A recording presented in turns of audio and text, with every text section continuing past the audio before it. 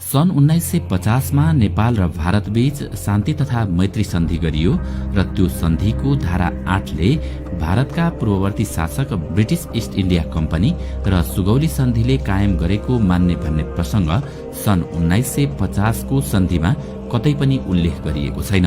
यसैकारण विशाल नेपाल अर्थात ग्रेटर नेपालको मुद्दा अद्यपि जीवितै छ, किनभने स्वतन्त्र भारत र नेपाल बीच सीमालाई स्थायित्व दिने कुनै सन्धि भएकै छैन। त्यसैले ती गुमेका भूमिहरू नेपालकै हो र नेपालले प्राप्त गर्न सक्छ। दर्शकबिन, आजको यस श्रृंखलामा हामी ग्रेटर नेपालको बारेमा चर्चा गर्नेछौं, जहाँ नेपालका भूमिहरूमा अझै पनि वीर गोर्खालीका रगत र पसिनाहरू ओभाएका छैनन्। त्यो समय नेपाल पुनः एकीकरणको क्रममा थियो। पृथ्वीनारायण शाहपछि उनका कान्छा छोरा बहादुर शाहले पुनः एकीकरणलाई निरन्तरता दिए। भक्ति थापा, अमरसिंह थापा, बलभद्र कुँवर जस्ता योद्धाहरूको यसमा महत्वपूर्ण योगदान रह्यो। भक्ति थापा, अमरसिंह थापा र बलभद्र कुँवरहरूको सामूहिक नेतृत्वमा नेपालको सीमा पश्चिममा सतलज नदी पारी काँगडासम्म पुग्यो। काँगडाका राजा संसारचन्द ज्यान जोगाउन काँगडाको मानव निर्मित किल्लामा गएर लुके। काँगडाको किल्ला जसलाई गोर्खालीहरूले भेदन गर्न सकेनन्। लामो समयदेखि किल्लामा लुकेका संसारचन्द एक दिन किसानको वेश धारण गरेर गोर्खालीलाई झुक्क्याउँदै पञ्जाब केसरी रणजित सिंहको शरणमा पुगे। त्यसपछि संसारचन्द र रणजित सिंहको संयुक्त फौजसँग गोर्खा फौजको लडाईँ भयो, जसमा गोर्खालीको हार भयो। यो निर्णायक लडाईँपछि नेपाली पक्ष सतलज भन्दा अगाडि जान सकेनन्। उनीहरूको देश विस्तार पश्चिममा यही समाप्त भयो।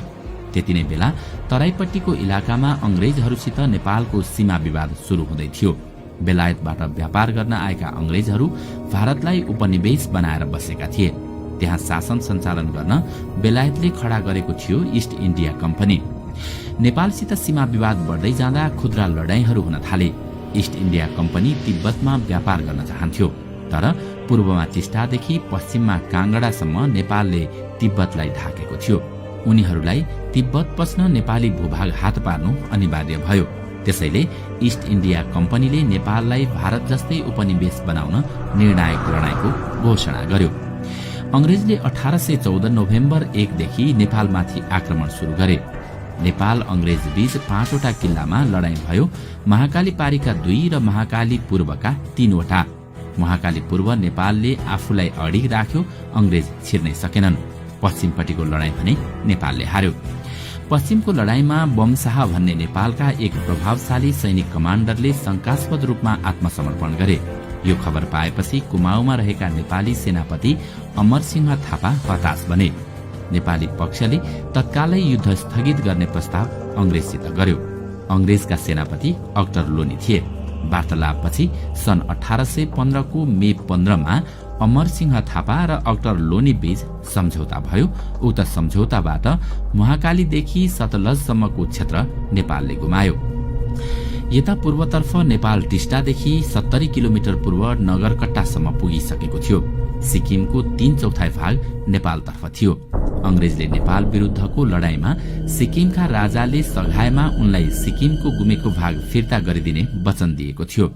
यता नेपालगञ्ज साइडपट्टि अवध भन्ने राज्यको नवाबसित उनीहरूले युद्ध लड्नका लागि 2 देखि 3 करोड भारु ऋण लिएका थिए।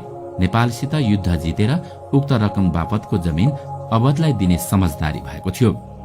अमरसिंह र अक्टर लोनी बीचको सेनापति स्तरको सम्झौताबाट बेलायतले चित्त बुझाएन। युद्धमा हारेको नेपालबाट उसले अझै धेरै कुरा चाहेको थियो। त्यसैले 1815 को डिसेम्बर 2 मा बेलायतले नयाँ सन्धिको प्रस्ताव पठायो। अमरसिंह र अक्टर लोनी बीच भएको सम्झौतामा टेकेर सन्धि गरिएको भए न्यायोचित हुन्थ्यो, किनकि नेपालले लडाईँ हारेको पश्चिममा मात्रै हो, पूर्वमा होइन। तर बेलायतले पूर्वको टिस्टादेखि पश्चिम महाकालीसम्मको सम्पूर्ण तराईमाथि दावी गर्यो। सन्धिमा उल्लेखित अंग्रेजी वाक्यांश यस्तो छ: the king of Nepal sits the whole lowland between Mechi and Teesta, Koshi and Gandak, Gandak and Rapti, Rapti and Kali. बेलायतले सही गरेर पठाएको सन्धिमा नेपालमा राजाले 15 दिनभित्र सही गर्नुपर्ने भनिएको थियो। तर यति ठूलो भूमि गुम्ने भएपछि दरबारभित्र विवाद आयो। कसैले सही गरौं भने कसैले नगरौं भने। नेपालका राजा गिर्वाण युद्ध विक्रम शाह सानै थिए भने प्रधानमन्त्रीमा शक्तिशाली भीमसेन थापा थिए। बेलायतले भनेको अवधि अलमलमै बित्यो। नेपालले सही नगर्दा बेलायत सशंकित बन्यो। नेपालले अर्को लडाईँ लड्न खोजेको निष्कर्षका साथ उसले मकवानपुर साइडबाट फेरि आक्रमण सुरु गर्यो। त्यो लडाईँमा हामी हार्दै गयौं। उनीहरू काठमाडौँ पुग्ने योजनाका साथ अघि बढेपछि शासकहरू हच्किए। अन्ततः उक्त सन्धिमा हस्ताक्षर गर्न तयार भए। नेपालले आफ्नो तर्फबाट सही गरेर कम्पनी सरकारका लागि नेपाली राजदूत चन्द्रशेखर उपाध्यायको हातमा थमायो। उनले मकवानपुरको छाउनीमा लगेर सन्धि पत्र ब्रिटिसलाई बुझाए। बेलायतले नेपाललाई पठाएको 93औं दिन सन् 1816 को मार्च 4 मा नेपालले हस्ताक्षर गरेर बुझाएको सन्धि नै सुगौली सन्धि हो। यो सन्धिको सकल प्रति अहिलेसम्म फेला परेको छैन। अदालतमा मुद्दा दर्ता गर्दा पनि सरकारले उपलब्ध गराउन सकेन। सन्धिमा नेपालको तर्फबाट राजा वा प्रधानमन्त्रीको हस्ताक्षर देखिएको छैन।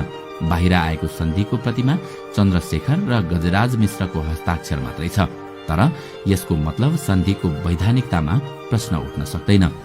नेपालले संयुक्त राष्ट्रसंघको सदस्यता लिने बेलामा स्वतन्त्र राज्यका रूपमा आफूलाई चिनाउन यही सन्धिलाई आधार बनाएको थियो। त्यति बेला रूस र युक्रेनले नेपाललाई भारत संरक्षित राज्य भनेर सदस्य दिन नहुने लबिङ गरेका थिए। त्यसपछि राष्ट्रसंघले नेपाललाई पत्र पठाएर स्वतन्त्र राज्य भएको प्रमाण देऊ भन्यो। त्यसको जवाफमा नेपालले अंग्रेजसित द्विपक्षीय युद्ध भएको र स्वतन्त्र राष्ट्रको हैसियतमा तेस्रो पक्षको संलग्नता बिना सन्धि गरेर टुंग्याएको भन्दै सुगौली सन्धिको कपी पठाइदिएको पाइन्छ। सुगौली सन्धिका कतिपय ठाउँमा बेलायत सरकार र कतिपय ठाउँमा ईस्ट इण्डिया कम्पनी भनेर लेखिएको छ। तर यसलाई हामीले बेलायत सरकारसितकै सम्झौता भनेर बुझ्नुपर्छ, किनकि ईस्ट इण्डिया कम्पनी भनेको सरकारले नै एउटा ऐन अन्तर्गत बनाएको कम्पनी हो। त्यसैले यो सन्धिको जवाफदेही बेलायत सरकार नै हुनुपर्नेमा दुविधा छैन। नेपाललाई अहिलेसम्म बिझाइरहने एउटा दुखान्त परिघटनाका रूपमा लिन सकिन्छ सुगौली सन्धिलाई। पूर्वमा नेपालको टाउको छिनाए जस्तो भयो भने पश्चिममा पनि घुँडासम्म काटियो। यता सन् 1857 मा भारतको लखनऊमा अंग्रेज उपनिवेश विरुद्ध सिपाही विद्रोह भयो। भारतीयहरू यसलाई स्वतन्त्रताका लागि भएको पहिलो लडाईँका रूपमा लिन्छन्। ब्रिटिस सेनामा रहेका भारतीय नागरिकले गरेको विद्रोह दबाउन अंग्रेजलाई हम्मे हम्मे पर्यो। राणा प्रधानमन्त्री जंग बहादुरले सुरुमै विद्रोह गर्ने दाउमा सहयोग गर्ने प्रस्ताव गरेका थिए, तर ब्रिटिसले मानेनन्। केही नलागेपछि उनीहरूले आफै जंग बहादुरलाई गुहारे। जंग बहादुरले गोर्खा सैनिक लगेर लखनऊको सिपाही विद्रोह दमन गरे। यसबाट अंग्रेज प्रसन्न भएर सोधे, यसको बदलामा तपाईं के चाहनुहुन्छ? जंग बहादुरले तुरुन्तै जवाफ दिए, गुमेको भूमि फिर्ता चाहन्छु। सुरुमा सकारात्मक जवाफ दिए पनि पछि उनीहरूले 4 वटा जिल्ला मात्रै फिर्ता गरे, बाँके, बर्दिया, कैलाली र कञ्चनपुर। यस विषयमा 1860 मा सन्धि भयो। यसरी बल्ल हालको नक्सा अनुसार मेचीदेखि महाकालीसम्मको नेपाल तयार भएको हो। नेपाल विस्तार हुँदा यसको क्षेत्रफल 2,04,917 वर्ग किलोमिटर थियो भने अहिलेको क्षेत्रफल 1,47,181 वर्ग किलोमिटर छ। पछि फिर्ता आएको बाहेक सुगौली सन्धिबाट हामीले झण्डै 60,000 वर्ग किलोमिटर माटो गुमायौं। यहाँ भारतले बुझ्नुपर्ने कुरा के हो भने अहिलेको इन्डिया जुन रूपमा छ त्यो भारतीयहरूले नभएर ब्रिटिसहरूले बनाइदिएको हो। अर्थात भारतको एकीकरण नै उनीहरूले गरिदिएका हुन्। ब्रिटिस आउनु अघि त्यहाँ 630 वटा भन्दा बढी राज्य थिए। त्यसलाई एक एक गर्दै समेटेको ब्रिटिसले हो। सन् 1857 मा लखनऊ विद्रोह भएपछि बेलायती संसदमा ईस्ट इण्डिया बारे प्रश्न उठ्यो। एउटा व्यापारिक कम्पनीलाई त्यति ठूलो भूभाग हेर्न दिनै सकिँदैन भन्ने कुरा भएपछि त्यसलाई प्रत्यक्ष क्राउनले वा संसदले नियन्त्रण गर्ने निर्णय भयो। ईस्ट इण्डिया कम्पनी खारेज गरियो। ब्रिटिसले 1947 अगस्त 15 मा इन्डियालाई स्वतन्त्र बनाए। भारतीयहरूले अंग्रेजलाई हामीले लखेटेका हौं भन्ने गर्छन्, तर यथार्थ त्यस्तो होइन। उनीहरूले दोस्रो विश्वयुद्ध जित्यौं भने भारत छोडेर जान्छौं भनेका थिए। बेलायती संसदले सन् 1947 को जुलाई 18 मा इन्डिया स्वतन्त्रता ऐन पारित गर्यो। त्यति बेला भारतमा पाकिस्तानलाई अलग राज्य दिनुपर्छ भन्ने माग चर्को बनेको थियो। सो ऐनमा अगस्त 14 मा पाकिस्तान र अगस्त 15 मा हिन्दुस्तान बन्दैछ भनेर बकाइदा लेखिएको छ। हिन्दू बहुल क्षेत्रलाई हिन्दुस्तान र मुस्लिम बहुल क्षेत्रलाई पाकिस्तान बनाइने ऐनमा उल्लेख छ। जो इन्डिया र पाकिस्तानमा मिल्न चाहँदैनन् उनीहरू स्वतन्त्र हुन सक्छन् भनिएको छ, जस अनुसार जुनागढ, हैदराबाद र कश्मीर स्वतन्त्र रहे। जुनागढ र हैदराबादलाई पछि भारतले सैनिक प्रयोग गरेर जबरजस्ती लियो। कश्मीरले दुवै देशमा गाभिन मानेन, यो मुस्लिम बहुल राज्य हो। पाकिस्तानी सेनाले कब्जामा लिन खोज्दा यहाँका हिन्दू राजा हरिसिंह भागेर भारत आएर भारतमा गाभ्ने प्रस्तावमा हस्ताक्षर गरेका थिए, तर त्यहाँका जनता भारतमा गाभिन तयार थिएनन् र छैनन्। माग अनुसार बेलायतले अगस्त 14 को मध्यराति 12 बज्नु 1 मिनेट अघि पाकिस्तान र 1 मिनेट पछि हिन्दुस्तान स्वतन्त्र भएको घोषणा गरेको हो। यस हिसाबले भारतभन्दा पाकिस्तान जेठो मुलुक हो, तर भारतले चलाखी गरेर पुरानो कहलिनका लागि आफू हिन्दुस्तान नभनेर इन्डिया भन्ने गरेको छ। यहाँ भारत र पाकिस्तानको प्रसंग किन आएको हो भने ब्रिटिशले छोडेर जाँदा आफूले कब्जा गरेको जमिन त्यही रूपमा भारतलाई छोडेका होइनन्। ब्रिटिश साम्राज्यमा गाभिएको भए पनि पाकिस्तानलाई स्वतन्त्र देश बनाएर गए। नेपालको हकमा भने गाभिएको गाभिए रह्यो। नेपालतर्फ भने नेपालले गुमेको भूमि फिर्ता लिने मौका राणाकालमा नपाएको होइन, तर राणाहरूले मौकामा चौका हान्न चुके। भारत र पाकिस्तानलाई स्वतन्त्र बनाएर ब्रिटिशहरू जाने भएपछि दार्जिलिङबाट डम्बरसिंह गुरुङ राणाहरू समक्ष प्रस्ताव लिएर आए। उनले राणाहरूलाई भने ब्रिटिशहरू जाँदैछन्, अब दार्जिलिङलाई नेपालमा मिलाउनुपर्छ। त्यतिबेला कांग्रेस राणा विरुद्ध लडिरहेको थियो। गुरुङले कांग्रेसलाई पनि सुझाएका थिए, अहिले राणा विरुद्धको लडाईँमा ध्यान नदिएर पहिले जमिन फिर्ता लिनुस्।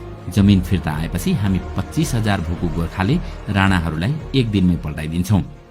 यो कुरा बीपी कोइरालाले नेहरूसित राखे। त्यसपछि नेहरूले राणाहरूलाई कस्न थाले। भारतको बैंकमा रहेको तिमीहरूको पैसा रोकिदिन्छु भन्नेसम्मको चेतावनी दिए। यद्यपि राणाहरूले यस विषयमा कुराकानी गर्न तुलसी मेहरलाई महात्मा गान्धी कहाँ पठाएका थिए। गान्धीले भने, ठिक छ, जमिन तपाईहरूको हो, माग्न सक्नुहुन्छ, तर ब्रिटिशहरूलाई धपाउने आन्दोलनमा सरिक भएको नेपालीले तपाईहरूलाई बाँकी राख्दैन भन्ने चाहिँ सोच्नु भएको छ कि छैन। भारतका स्वतन्त्रता आन्दोलनमा थुप्रै नेपालीहरू पनि संलग्न थिए। उनीहरूलाई देखाएर गान्धीले घुमाउरो चेतावनी दिएका हुन्। आफ्नो शासन सत्ता गुम्ने भएका कारण अन्ततः राणाहरूले आफ्नो देशको भूभाग फिर्ता गर्ने प्रयासलाई जोरदार रूपमा नउठाएको देखिन्छ। इतिहासकार पुरुषोत्तम राणाले अंग्रेजहरू आफैले 3 पटकसम्म हामी भारत छाड्दैछौं, तपाईहरू आफ्नो भूमिमा दावी गर्नुहोस् भनेर सन्देश पठाएको उल्लेख गरेका छन्। बन्दरगाह चाहिन्छ भने बंगलादेशको चटगाउँसम्म दिन्छौं पनि भनेका थिए उनीहरूले। तर गान्धी र नेहरूले तिगडम गरेर यो प्रसंगलाई यत्तिकै मत्थर बनाइदिए।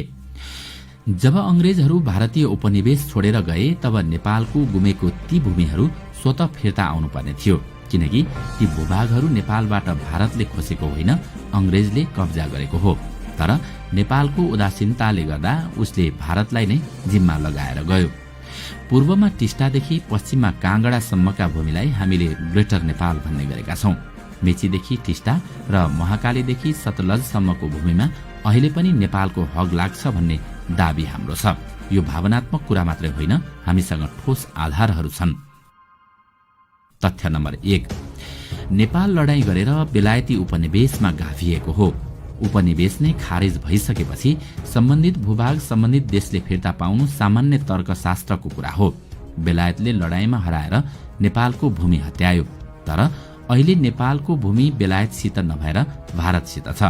एउटा देशसित हारेको जमिन अर्को देशमा गाभिने कुरा कसरी जायज हुन्छ? यो विषय अहिले पनि हामी बेलायतसित उठाउन सक्छौं। तथ्य नम्बर 2, भारतमा ब्रिटिश आउनु अघि पाकिस्तान बेग्लै देश थिएन, भारतीय उपनिवेशकै अंग थियो। तर उसले लडाईँ लडेर छुट्टै देशको हैसियत प्राप्त गरी छाड्यो। हुँदै नभएको देश खडा गरेर जान सक्ने बेलायतले नेपालको भूभाग नेपाललाई किन फिर्ता दिन सकेन? भारत आफैले 200 वर्षदेखि पोर्चुगलको उपनिवेशका रूपमा रहेको गोरवा फिर्ता लिएको होइन। त्यसो भए बेलायती उपनिवेशमा गाभिएको नेपालको भूभाग किन फिर्ता दिँदैन? भारतसित हामीले प्रश्न सोध्न सक्छौं। तथ्य नम्बर 3, नेपालले गुमेको जमिन फिर्ता पाउने सबैभन्दा ठूलो आधार भने 1950 को जुलाई 1 मा भएको शान्ति तथा मैत्री सन्धि हो। नेपाललाई चीनतिर ढल्किनबाट रोक्ने र आफ्नो पकडमा राख्ने प्रयास स्वरूप भारतले दबाव दिएर यो असमान सन्धि गरेको थियो, जुन आजसम्म क्रियाशील छ। यो सन्धिको धारा 8 मा प्रष्ट शब्दमा के भनिएको छ भने यो सन्धिले नेपाल र बेलायत बीच विगतमा भएका सबै सन्धि सम्झौता एवं समझदारी रद्द हुन्छन्। यसको अर्थ सुगौली सन्धिलाई पनि 1950 को सन्धिले खारेज गरिदिएको छ। जुन सुगौली सन्धिबाट नेपालले आफ्नो जमिन ब्रिटिसलाई सुम्पिएको थियो त्यही खारेज भएपछि जमिन नेपालले फिर्ता किन नपाउने? यही सन्धिमा आफ्नो पक्षमा भएका धारा 6 र 7 भारतले उपयोग गरिरहने 8औं धारा किन लागू गर्न नपर्ने? भारतका इतिहासकार श्रीमन नारायणले 1950 को सन्धिका विषयमा लेखेका छन्, यो भारतको पोलिटिकल ब्लन्डर हो। जुन दिन नेपालले यो आफ्नो भूमिमाथि दावी गर्छ त्यति बेला भारतसित शक्ति प्रयोगको भाषा बोल्ने बाहेक अरू विकल्प रहँदैन। तथ्य नम्बर 4, नेपाल र बेलायत बीच सन् 1950 को अक्टोबर 30 मा अर्को सन्धि भएको छ, जसको प्रस्तावनामा नै भनिएको छ नेपालसित विगतमा भएका सबै सन्धिको औचित्य समाप्त भयो, त्यसैले नयाँ सन्धि गरिएको छ। यसको अर्थ बेलायतका तर्फबाट पनि सुगौली सन्धि खारेज भएको छ। नेपाल, भारत र बेलायत तीनै देशले सुगौली सन्धि खारेज भएको स्वीकार गरिसकेपछि त्यस अन्तर्गत गुमेको जमिन फिर्ता लिने आधार मजबुत भयो कि भएन? तथ्य नम्बर 5, संयुक्त राष्ट्रसंघले सन् 1960 मा संसारभरका उपनिवेशहरू खारेज हुनुपर्छ भन्दै एक संकल्प प्रस्ताव पारित गरेको छ। त्यसका आधारमा पनि भारतमा उपनिवेशका रूपमा रहेको भूभाग नेपालले फिर्ता पाउनुपर्ने देखिन्छ। भारत र नेपाल दुवै राष्ट्रसंघका सदस्य भएको नाताले उसको निर्णय पालना गर्नु दुवै देशको दायित्व हुन आउँछ। तथ्य नम्बर 6, अन्तर्राष्ट्रिय दृष्टान्तका आधारमा पनि हामी आफ्नो भूमिमा दावी पेश गर्न सक्छौं। सबैभन्दा ताजा उदाहरण हो हङकङ। 1842 मा बेलायत र चीनबीच सन्धि भएर हङकङ बेलायतमा गाभिएको थियो। उक्त सन्धिमा पनि चीनको बादशाहले बेलायत महाराजालाई सदाका निम्ति यो जमिन छाड्छन् भनेर लेखिएको छ। तर हङकङ त बेलायतमा फिर्ता भयो नि। धेरैलाई लाग्न सक्छ कि बेलायतले हङकङ लिजमा लिएको हो, त्यसैले फिर्ता गर्यो। यो सत्य हो। 1842 मा सन्धि गरेर जमिन लिएपछि 1898 मा बेलायतले चीनसँग जम्मा 10 वर्ग किलोमिटर जमिन लिजमा लिएको थियो। त्यो 79 वर्षको लिज थियो। लिज सकिँदा चीनले पुरानो हङकङ पनि सँगै चाहिन्छ भनेर बेलायतसित दावी गर्यो। बेलायत पनि सहमत भयो। अन्तर्राष्ट्रिय कानूनमा जमिन र माटोको मुद्दा 100 होइन 1000 वर्षपछि पनि उठाउन सकिन्छ। यद्यपि जति ढिला भयो उति कठिन बन्दै जान्छ। हामीले सम्झाएनौं भने हामी पछिको पुस्ताले आफ्नो इतिहास बिर्सन सक्छन् र ग्रेटर नेपाल दिवा स्वप्नमा परिणत हुन सक्छ।